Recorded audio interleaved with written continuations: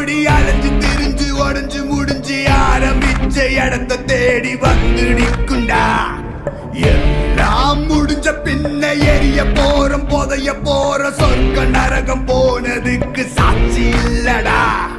இந்த நொடி இருக்க வாழ்ந்துக்கோ, நேரம் நல்லா இருந்த வாழ்ச்சிக்கோ.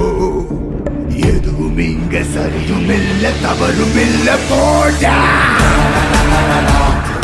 La la la la la la la la la la la la